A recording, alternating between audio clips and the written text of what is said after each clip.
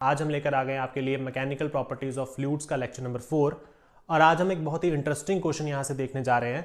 तो क्वेश्चन क्या है कि can a liquid exert thrust greater than its wait. क्या अगर आप एक कोई कंटेनर लो और उस कंटेनर में जो भी आप लिक्विड रखोगे, क्या वो लिक्विड उस कंटेनर के जो नीचे बेस एरिया होगा उस पे थ्रस्ट जो है वो अपने वेट से ज़्यादा लगा सकता है कि नहीं लगा सकता है। ठीक है, क्वेश्चन क्या है दोबारा सुनिए। मान लो कि आपके पास कोई कंटेनर है ऐसे, ठीक है। मान लो मैं यहाँ से एक सिलेंड्रिकल कंटेनर ले लूँ और सिलेंड्रिकल कंटेनर में क्या है, आपके पास कोई फ्लूइड फिल है। मान लो ये फ्लूइड यहाँ से सारा इसके अंदर फ्लूइड फिल है।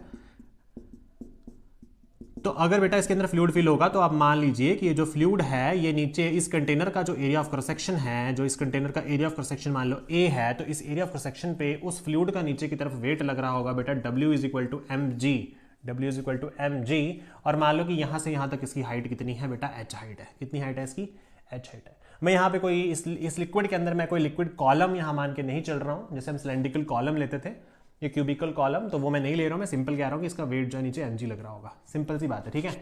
अब देखो, अगर मुझे इसी पॉइंट पर मुझे नीचे इसके एरिया ऑफ क्रॉस सेक्शन पे अगर मैं आपसे पूछूं कि मुझे किसी भी एक पॉइंट पर यहाँ पे लगने वाला आप प्रेशर बताइए, तो आप मुझे प्रेशर क्या बताएंगे? आप प्रेशर बताएंगे रो जी एच बताएंगे। क्या बताएंगे? रो जी एच। मैं ये मान के चल रहा हूँ कि मेरा जो कंटेनर है वो क्लोज्ड है, ठीक है ना, क्लोज कंटेनर है, तो इसमें मैं एटमॉस्फेरिक प्रेशर को यहाँ पे इंक्लूड नहीं करूंगा। So you will get rho ji H. तो बेटा यहाँ पे प्रेशर रो जी एच होगा। अगर मुझे इसी पॉइंट पे फोर्स बतानी हो then I will give you the force F perpendicular which is your thrust. तो थ्रस्ट को मैंने यहाँ पे एफ परपेंडिकुलर इसलिए लिखा हुआ है पहले से। So F perpendicular should be your pressure into area and that's why you will get rho ji H A. So it means the thrust acting on this area of cross section is your rho g h a. और अगर आप यहाँ से इस wait को भी निकालने की कोशिश करेंगे तो बेटा वेट आपके पास क्या हो जाएगा, mg, where m is your mass and mass is the density into volume and g आपके पास यहाँ आ जाएगा। अब देखो डेंसिटी तो वही आएगी, आप जो आपके पास वॉल्यूम है उसको आप क्या लिख सकते हो, area into your length, then your area is area of cross section and your length should be your h। So आप लिख सकते हो इसको a into H into G. So आप यहाँ से देख पा रहे हैं, इसको मैं ऐसे भी लिख सकता हूँ रो जी एच उसके बाद ए। तो देखिए ये वाला जो आपके पास वेट आ रहा है वही आपके पास जो लगने वाली थ्रस्ट है उसके इक्वल आ रहा है। देखो दोनों की वैल्यूज क्या आ रही हैं, सेम आ रही हैं, ठीक है। देखो जितनी थ्रस्ट लग रही है उतना ही इसका वेट है। बट मेरे पास क्वेश्चन क्या है कि क्या कोई लिक्विड थ्रस्ट एक्सर्ट कर सकता है उसके वेट से ज़्यादा? यहाँ तो वेट और थ्रस्ट की वैल्यू सेम है, तो क्वेश्चन है कि क्या उससे ज़्यादा एक्सर्ट कर सकता है। सो आप कहेंगे द आंसर इज येस, ठीक है, the answer is yes. But ऐसा किस केस में होगा, चलिए उसको देखते हैं और उसको फाइंड आउट करने की कोशिश करते हैं। तो जैसे कि आप देख पा रहे हो कि जो आपके सामने डायग्राम बनी है, ये आपके पास एक सिलेंड्रिकल शेप का एक कंटेनर है। बट अगर मैं इस कंटेनर की शेप थोड़ी चेंज कर दूं, ठीक है, अगर मैं इस कंटेनर की शेप थोड़ी चेंज कर दूं तो देखिए ये तो एक परफेक्टली सिलेंड्रिकल कंटेनर है। तो अगर हम इसकी शेप मान लो ऐसे बना दें, मान लीजिए अगर इसकी शेप को ऐसे बना दिया जाए,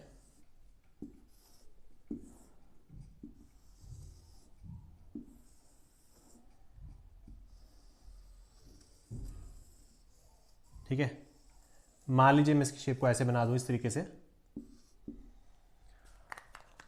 तो हम ये मान के चलते हैं कि ये वाला जो कंटेनर है इसमें भी जो आपके पास लिक्विड है वो पूरा फिल है ऊपर तक, ठीक है जी। और आप ये मान लीजिए कि ये जो कंटेनर है आपका वो इस शेप का है और वो सिलेंड्रिकल शेप का है। तो ये जो है आप ये मान लो कि ऊपर से ये जो कंटेनर है ये भी बंद है, मतलब क्लोज्ड है, ऊपर से बंद कंटेनर है, ठीक है। अब मान लो कि इसकी यहाँ से यहाँ तक जो कंप्लीट हाइट है नीचे तक वो है कैपिटल H। कितनी हाइट है इसकी, कैपिटल H। मान लीजिए कि नीचे से लेकर ये जो इसका पूरा एरिया है, this area should be your area of cross section capital A, और मान लीजिए ऊपर वाला जो एरिया है ये आपका है स्मॉल a, ठीक है। एरिया ऑफ क्रॉस सेक्शन इसका ज़्यादा है, इसका एरिया ऑफ क्रॉस सेक्शन क्या है बेटा, कम एरिया ऑफ क्रॉस सेक्शन है। क्लियर है बात? अब देखो ये H है, तो मान लो कि ये वाली जो इसकी हाइट है यहाँ से यहाँ तक, सॉरी इसकी नीचे वाली हाइट लेते हैं, मान लो ये वाली जो हाइट है आपकी यहाँ से यहाँ तक वो आपकी है स्मॉल h, ठीक है। अब देखो इसकी और इस कंटेनर में दोनों में ऑब्वियसली डिफरेंस है। अब मान लो कि मुझे इस कंटेनर के केस में मान लो कि जो आपके पास ये जो आपने बीच में फ्लूइड ले रखा है ना, मान लो उसकी डेंसिटी कितनी है, रो है, रो उसकी क्या है, डेंसिटी उस फ्लूइड की, ठीक है। अच्छा, अगर ये पूरी हाइट h है तो बची हुई ये हाइट कितनी होगी, अगर ये पूरी h है नीचे तक ये पूरी हाइट अगर h है और ये वाली हाइट आपके पास स्मॉल h है, तो बची हुई ये हाइट कितनी होगी? Then you will say that this height is h minus H. Similarly अगर बेटा मैं आपसे पूछूं ये एरिया A है और ये एरिया स्मॉल है, तो बचा हुआ ये और ये वाले जो पोर्शन का एरिया, मतलब इतने इतने पोर्शन का जो एरिया है, जैसे कि मैं आपको इसी चीज़ को एक दूसरी डायग्राम में बना के समझाऊं तो आप इस तरीके से कह सकते हैं। देखिए एक और डायग्राम बनाते हैं, उससे ज़्यादा क्लियर होगा हमें। जैसे मान लो कि मुझे, अगर मैं इसी डायग्राम को मैं इस तरीके से बनाऊं, यहाँ पे ड्रॉ करूं कुछ ऐसे,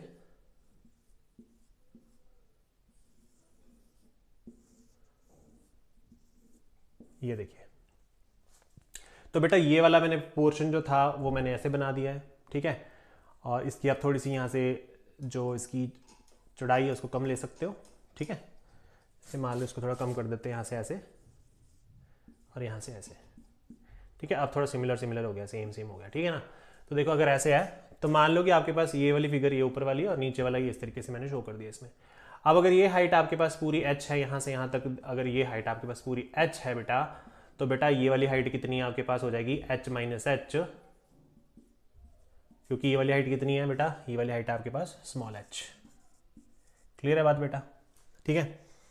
अब देखो कि यहाँ पे ये एरिया ऑफ परसेक्शन जो था वो स्मॉल a था, तो बेटा बचा हुआ ये वाला पूरा कितना है? ये कैपिटल है, तो बेटा ये और ये एरिया मिलाकर कितना हो जाएगा? a minus A. This area should be a minus A, ठीक है। And this height should be h minus h, ठीक है। आपको ये फिगर जो है वो पहले अच्छे से क्लियर हो जानी चाहिए कि मैंने ये फिगर ऐसे क्यों बनाई है, ठीक है। अब ज़रा चेक करते हैं कि अगर हमारे पास यही जो कंटेनर है इस शेप का, तो इस शेप के कंटेनर में नीचे जो इसका नीचे हमारे पास ये जो एरिया ऑफ परसेक्शन है, यहाँ पर आपके पास जो नीचे की तरफ फोर्स लगने वाली जो फोर्स होगी इस लिक्विड की वजह से, वो कितनी होगी और प्रेशर कितना होगा, ठीक है। उसको चेक करके देखते हैं एक बार। तो पहले अगर मैं आपसे पूछूं कि नीचे किसी एक इस पॉइंट पर मुझे प्रेशर बताइए, तो आप क्या कहोगे? बेटा प्रेशर यहाँ क्या हो जाएगा? प्रेशर आपको पता है कि कंटेनर की शेप पे डिपेंड नहीं करता है, ठीक है, वर्टिकल डेप्थ पे डिपेंड करता है। तो आप सब अब बोलोगे कि भाई यहाँ से जो प्रेशर लगेगा हमारा, वो हमारा क्या लग जाएगा भाई? रो जी एच। क्या प्रेशर लग जाएगा? रो जी कैपिटल एच बेटा, क्योंकि एच इसकी टोटल लेंथ है ना यहाँ से यहाँ तक, तो ये पूरा नीचे एच तक ये इसकी हाइट होगी। रो आपकी डेंसिटी आ गई, जी आपको पता है, और एच आ गया। बेटा अगर मैं इसी केस में आपसे पूछूं कि मुझे नीचे वाली बेस पे जो बेस एरिया पे लगने वाली थ्रस्ट है, यानी कि एफ परपेंडिकुलर जो है कहाँ पर लगने वाली? जो बेस पे लग रही है, तो बेटा बेस पे लगने वाली कितनी हो जाएगी वो फोर्स आपकी? यहाँ पे कितनी फोर्स लग रही होगी? That is your pressure into area of cross section, then you will say rho ji H A. बेटा ये कितनी आ जाएगी आपके पास? बेटा एफ परपेंडिकुलर कितनी आ जाएगी? रो जी एच ए। आप उसे एरिया ऑफ सेक्शन से क्या कर सकते हो? मल्टीप्लाई कर सकते हो, तो आपका यहाँ से आंसर आ जाएगा, ठीक है। अब बात करते हैं कि इस केस में अगर मुझे वेट निकालना है तो वेट कितना आएगा, ठीक है। इस केस में अगर मुझे वेट निकालना है तो वेट कितना आएगा? तो देखिए वेट कैसे आप निकाल सकते हो? आप बोलोगे भाई वेट W जो यहाँ पे एक्ट कर रहा होगा वो कितना होगा? आप बोलेंगे भाई mg, सिंपल सी बात है, आपके बोलोगे mg बोलोगे। अब जो मास है वो क्या होता है? Density into volume, density into volume. तो बेटा डेंसिटी तो आपकी रो आ जाएगी, लेकिन वॉल्यूम आप कैसे लिखोगे? देखो वॉल्यूम का करोगे आप वॉल्यूम को A इंटू आप वॉल्यूम को AH, एरिया इंटू लेंथ जो आप हाइट मानते हो, देखो ये H तो पूरा आ गया ना, और एरिया ऑफ सेक्शन नीचे वाला आ गया AH। तो क्या ये वॉल्यूम हो सकता है? तो नहीं, ये वॉल्यूम नहीं होगा, क्योंकि इस बार जो कंटेनर है वो आपका पूरा सिलेंड्रिकल शेप में नहीं है। तो जो ये वाला पोर्शन जो इसका कट है यहाँ से, देखो जैसे यहाँ पे आ जाओ, ये वाला पोर्शन जो आपको दिख रहा है, इतना इतना पोर्शन जो यहाँ से है, ये पोर्शन तो गायब है ना। तो ये वाला पोर्शन अगर गायब है बेटा, तो आप उसको वॉल्यूम में कंसिडर नहीं कर सकते हो, आप उसको वॉल्यूम में कंसिडर नहीं कर सकते। तो इसका मतलब है आपको यहाँ से इस वाले वॉल्यूम को यहाँ से माइनस करना पड़ेगा, इस वाले पोर्शन के वॉल्यूम को और इस वाले को आपको माइनस करना पड़ेगा। क्योंकि अगर ये पूरा सिलेंडर होता तब तो आप बोल सकते थे भाई एरिया इनटू हाइट, बट इसको यहाँ से हटाना पड़ेगा यहाँ से। तो कैसे हटा सकते हैं? तो देखो पहले आपके पास टोटल वॉल्यूम कितनी है, मान लो ये पूरा सिलेंड्रिकल शेप का है, तो total volume A into H, आप उसमें से माइनस कर दो। क्या माइनस करोगे? फिर से दोबारा से एक अनदर वॉल्यूम, वो वॉल्यूम क्या होगा? Again area into height, but area अब आप क्या लोगे? आप एरिया क्या लोगे? देखो इसका एरिया है स्मॉल ए, इसका एरिया है कैपिटल ए, तो बचे हुए इसका कितना होगा? A माइनस ए। कितना हो जाएगा? A माइनस ए, ठीक है बेटा, A माइनस ए हो जाएगा। बेटा अगर ये हाइट आपके पास h है, ये हाइट कैपिटल H, तो बेटा ये हाइट कितनी है? H minus H. तो बेटा हाइट कितनी हो जाएगी h माइनस h। यानी कि आपने पूरे वॉल्यूम में से इतने इतने का वॉल्यूम पोर्शन का जो वॉल्यूम था उसकी हाइट लेकर और उन दोनों का एरिया लेकर a minus A h minus h करके आपने उनको दोनों का प्रोडक्ट निकाला और आपने ऐसे लिख दिया उसको। क्लियर है बात? ठीक है। अच्छा, इसको थोड़ा सा रफ कर देते हैं यहाँ से, फिर आगे समझने की कोशिश करते हैं बेटा कि कैसे होगा आगे। तो देखो यहाँ से मेरे पास क्या आ गया, ये आ गया मेरे पास डेंसिटी और ये मेरे पास वॉल्यूम आ गई, ऐसे माइनस करके वॉल्यूम आ गई। अब मेरे पास मास की वैल्यू से निकल आई, तो मैं W कह सकता हूँ भाई, W कितना आएगा मेरे पास, rho into A h minus A and h minus h, और साथ में ये मेरे पास क्या होगी बेटा, डेंसिटी होगी, ये डेंसिटी, ये वॉल्यूम, और साथ में g आ गया बेटा। जी क्या आ गया मेरे पास, g आ गया। अब जरा इस वाली इक्वेशन को अगर मैं नंबर 2 मान लूं और जो मेरे पास पहली वाली इक्वेशन आई थी अगर मैं उसको यहां लिख दूं, पहली वाली जो आपके पास थ्रस्ट लगी थी इस एरिया पे, वो थी रो जी एच ए, ये मैंने पहले लिखा था ना यहाँ पे, तो रो जी एच ए इतनी लग रही थी। अब देखो इन दोनों को कंपेयर करके देखो, तो वेट वाली जो वैल्यू है, अगर मैं इस जी को अंदर ले जाऊं, देखो क्या आएगा, अगर इस जी को अंदर ले जाऊं तो रो जी, यहां से देखो ये वैल्यू क्या बनेगी, इन तीनों को सबको मल्टीप्लाई करने पर रो जी एच ए, उसके बाद क्या लिखा है माइनस, और उसके बाद ये सारी टर्म यहां पे आ रही है, देखो ये सारी टर्म यहां आ जाएगी। मतलब कि रो जी एच ए क्या थी आपके पास, रो जी एच तो थ्रस्ट थी, तो मतलब जो वेट की वैल्यू है वो इस थ्रस्ट में से कुछ घटकर आ रही है, कुछ नेगेटिव साइन लगाए तो कुछ माइनस होकर वैल्यू आ रही है। इसका मतलब है कि जो आपका वेट है वो थ्रस्ट से कम है, जो आपका वेट है वो आपकी थ्रस्ट से क्या है बेटा, कम है। इसका मतलब जो आपका थ्रस्ट होगा, जो आपका एफ परपेंडिकुलर थ्रस्ट होगा वो एक्सीड कर जाएगा बेटा, आपका एफ परपेंडिकुलर क्या कर जाएगा, एक्सीड कर जाएगा, किसको बेटा, वेट को एक्सीड कर जाएगा बेटा, किसको एक्सीड कर जाएगा, वेट को एक्सीड कर जाएगा। तो तभी तो लिखा है देखो, can a liquid exert thrust greater than its weight, तो yes, but in which case, अगर कंटेनर की शेप ऐसी होगी तभी ये चीज पॉसिबल हो पाएगी, क्योंकि रो जी एच मतलब एफ परपेंडिकुलर से कोई चीज घट रही है, कुछ चीज माइनस हो रही है, तो ऑब्वियसली उसकी वैल्यू कम है, तो वेट जो है वो कम है और थ्रस्ट आपकी ज्यादा है।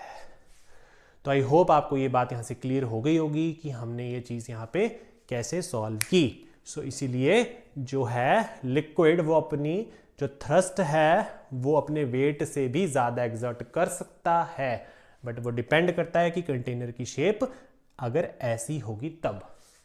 क्लियर है आपको ये बात? ठीक है, अब इसका हम यहां से स्क्रीनशॉट जो है वो ले सकते हैं।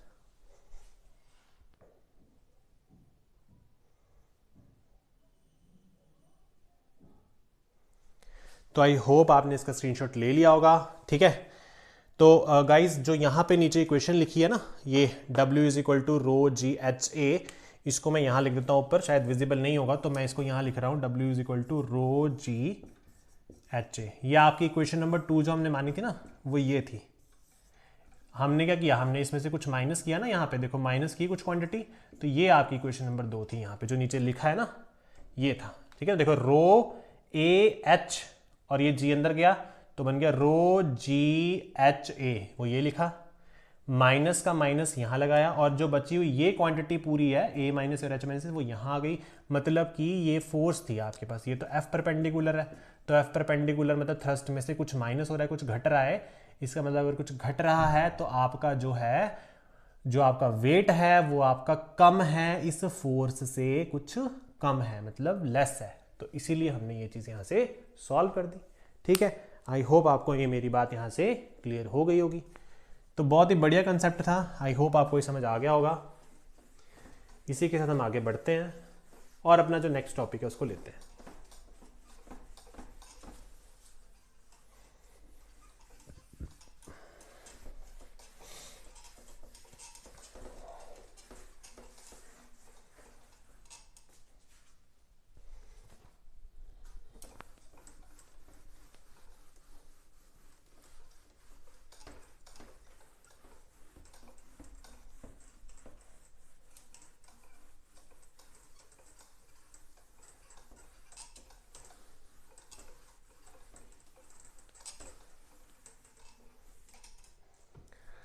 तो चलिए स्टूडेंट्स, अब आगे बढ़ते हैं अपने नेक्स्ट टॉपिक की ओर, जिसका नाम है पास्कल्स लॉ।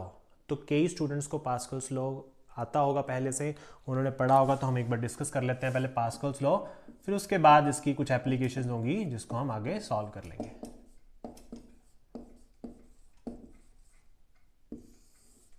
तो बेटा आगे हमारा टॉपिक है पास्कल्स लॉ। तो आपके बोर्ड के लिए इंपॉर्टेंट टॉपिक है, इसको अच्छे से कर लेना और इसकी एप्लीकेशंस भी अच्छे से देख लेंगे, ठीक है। तो पास्कल्स लॉ का क्या मतलब होता है कि इफ अ प्रेशर या if pressure is applied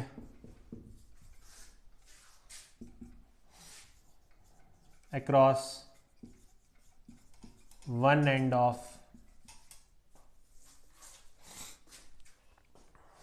a closed container containing a fluid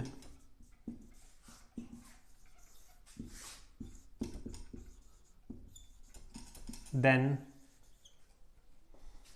equal pressure will be exerted on all other end of container and also on walls of container। तो बेटा definition क्या है इसकी? If pressure is applied across one end of a closed container containing a fluid than equal pressure कर लेना यहां पे, ठीक है। Equal pressure will be exerted on all other ends of the container and also on the walls of container. इसको कैसे समझ सकते हैं आप? इसको एक और तरीके से भी समझ सकते हैं। जैसे मान लो कि मेरे पास क्या है, एक कोई क्लोज्ड कंटेनर है, इस शेप में मान लो कोई क्लोज्ड कंटेनर है मेरे पास,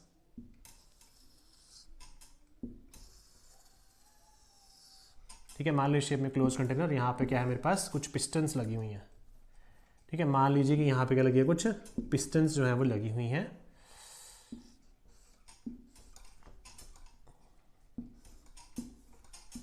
इस तरीके से तो ये कुछ क्लोज्ड कंटेनर है मेरे पास, ठीक है। और मैंने क्या किया, यहाँ पे पिस्टन्स लगा दी, ये यहाँ पे एक पिस्टन लगा दी, एक पिस्टन यहाँ लगा दी, एक पिस्टन यहाँ लगा दी और एक पिस्टन मैंने यहाँ पे लगा दी। मान लीजिए कि इस कंटेनर के अंदर हमने कोई फ्लूइड है जो इसको हमने इनक्लोज कर दिया, फ्लूइड को बंद कर दिया हुआ है इसके अंदर।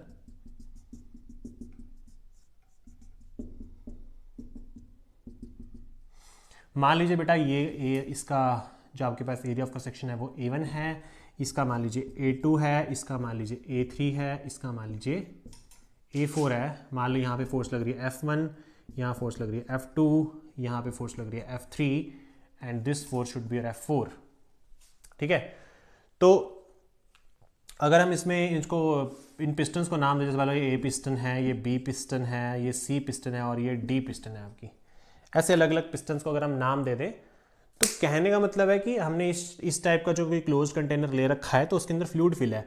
तो अगर आप इस वाली पिस्टन पे अगर आप कोई भी फोर्स लगाओगे, तो आप फोर्स जो लगा रहे हो वो किसी particular area of cross section पे लगाओगे। तो यू नो दैट कि अगर आप यहाँ पे इस ए वाले पॉइंट पर अगर आप फोर्स लगाते हो तो that force will be your F1 which is equals to P1 बटा A1। P1 बटा मतलब pressure, sorry P1 into A1, ठीक है, P1 इंटू A1, यानी कि फोर्स आपकी क्या होती है, प्रेशर इनटू एरिया। अगर आप यहाँ से प्रेशर निकालोगे तो प्रेशर क्या आ जाएगा, F1 अपॉन A1।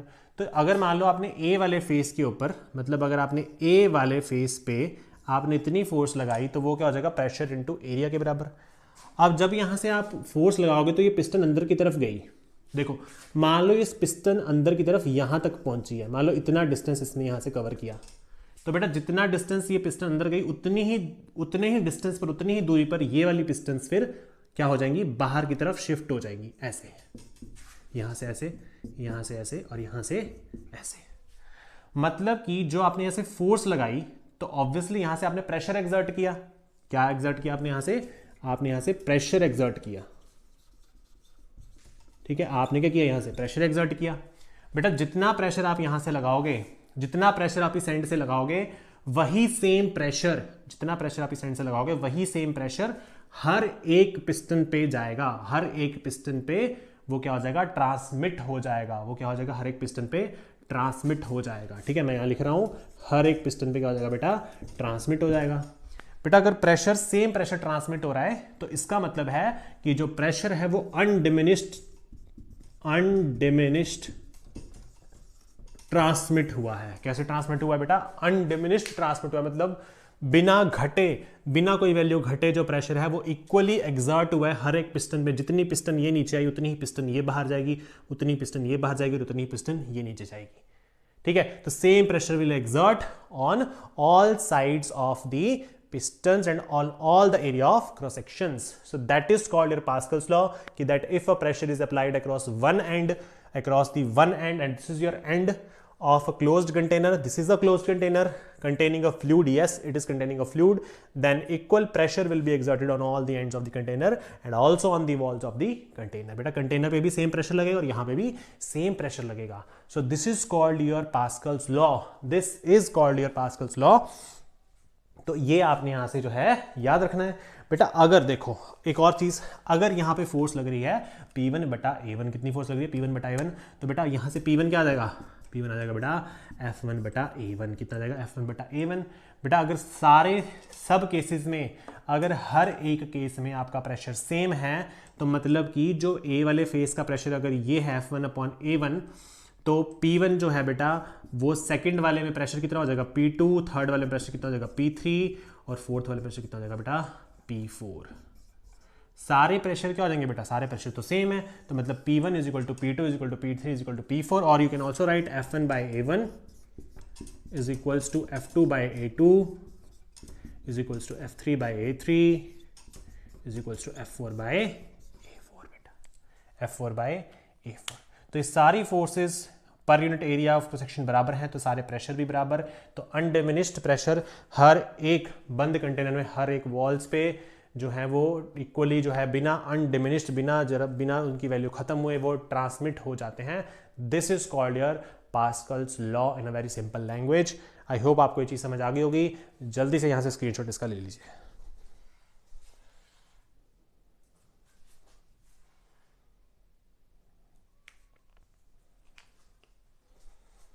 चलिए स्टूडेंट्स, तो आई होप आपको ये चीज समझ आ गई होगी। मैं इसको रफ कर दूं यहां से।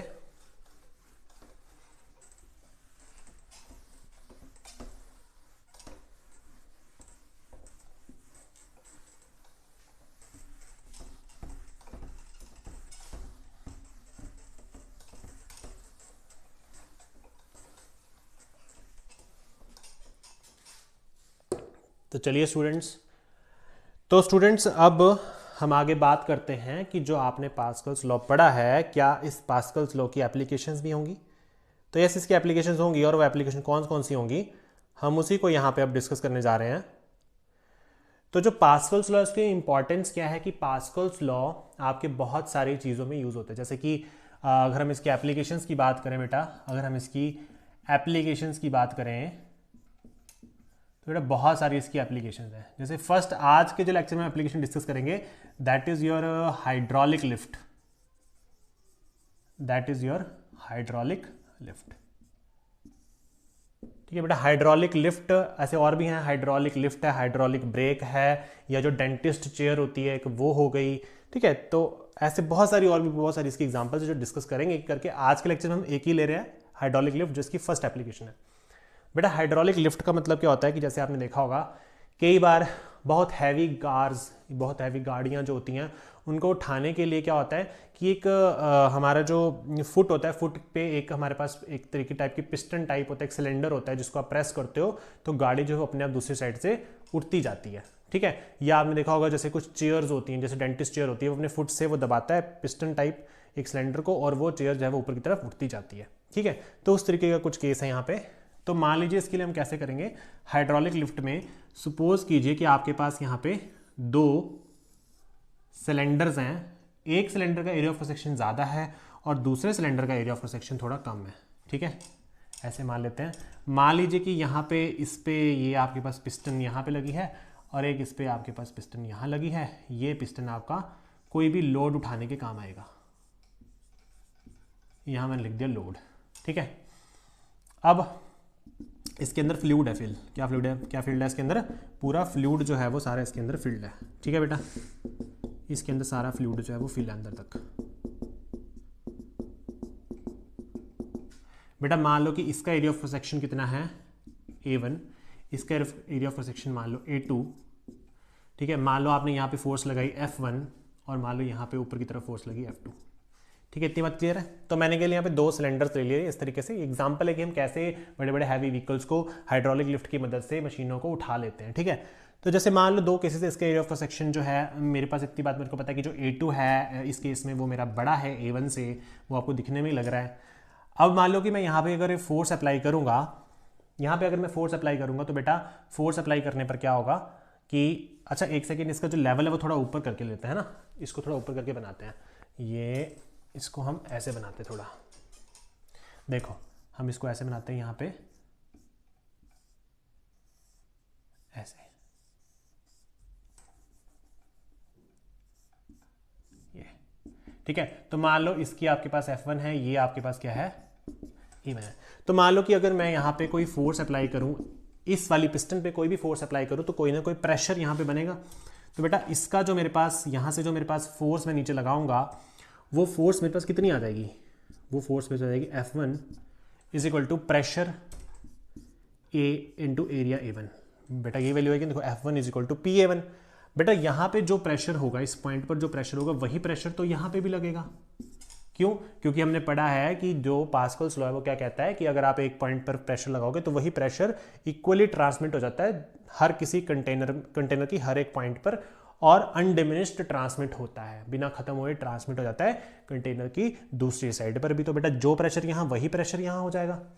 तो इसका मतलब है कि अगर F1 is equal to PA1 है तो अगर मुझे यहाँ पे इस केस में अगर मुझे वैल्यू निकालनी है तो मैं यहाँ पे अगर आपके पास प्रेशर पूछूं तो इस केस में प्रेशर आपके पास क्या होगा, प्रेशर हो जाएगा बेटा आपके पास F2 अपॉन A2, ठीक है। F2 अपॉन A2 हो जाएगा बेटा। तो एक तो मेरे पास ये इक्वेशन आई, एक मेरे पास ये इक्वेशन आई। आप दोनों इक्वेशंस में क्या करो, ध्यान से देखो, ये मेरे प्रेशर की वैल्यू बेटा जो यहाँ थी, ये मेरी फोर्स की वैल्यू जो मैंने यहाँ लगाई। तो जब फोर्स लगाओगे तो प्रेशर भी होगा बेटा, प्रेशर इक्वली ट्रांसमिट हुआ तो वो प्रेशर ये आ गया। इसकी P की वैल्यू यहाँ डाल दो तो क्या आ जाएगा, F1 is equal to F2 upon A2 and यहाँ आ जाएगा A1, ठीक है। इसकी वैल्यू यहाँ डाल दो, ये आ जाएगा। अब देखो अब क्या होगा, ये जो इक्वेशन आपके पास आई है, अगर इस इक्वेशन को मैं यहाँ लिखूँ, अगर मैं इस F2 को नीचे ले जाऊँ तो ये बन जाएगा F1 by F2 which should be equal to यार A1 बाई A2। बेटा इस चीज़ को ध्यान से देखना। अब F1 बटा F2, देखो ये F2 नीचे गया, A1 बाई A2, F1 बटा F2 is equal to A1 बटा A2। बेटा बताओ दोनों में से बड़ा एरिया किसका है, दोनों में से बड़ा एरिया किसका होगा बेटा, बताओ मुझे जल्दी से, ठीक है। दोनों में से बड़ा एरिया किसका होगा, तो दोनों में से बड़ा एरिया किसका है, A2 का बड़ा एरिया बेटा। A2 को क्या है, एरिया बड़ा हो जाएगा आपके पास, A2 is greater than A1, A2 is greater than A1 है। अच्छा ठीक है ना, सही कर रहे हैं ना हम। देखो F1 आ गया, एक बार चेक कर लेते हैं। F1 is equals to pressure into area A1, और यहाँ से आपके पास दूसरा वाला प्रेशर, यहाँ पे जो प्रेशर था वो कितना था, फोर्स अपॉन एरिया A2। हमने P की वैल्यू को निकाल कर यहाँ डाला तो F2 upon A2 into A1, ठीक है, और F2 चले जाएगा नीचे, ठीक है बेटा। अब बेटा देखो, अगर ये A2 जो है वो बड़ा है A1 से, ये वाला एरिया जो है वो बड़ा है A1 से, तो इसका मतलब ऑब्वियसली F2 भी क्या होगा बेटा, बड़ा होगा F1 से। देखो A2 बड़ा A1 से तो F2 भी क्या होगा, F1 से बड़ा। तो मतलब force on second is greater than force on 1। तो बेटा फोर्स जो है सेकंड पे वो क्या लगेगी, ज़्यादा लगेगी। F2 should be greater than F1, जिसकी वजह से आपके पास जितना भी हैवी लोड होगा, जितना भी आपके पास हैवी लोड होगा वो सारा का सारा क्या हो जाएगा, यहाँ से ऊपर की तरफ उठ जाएगा।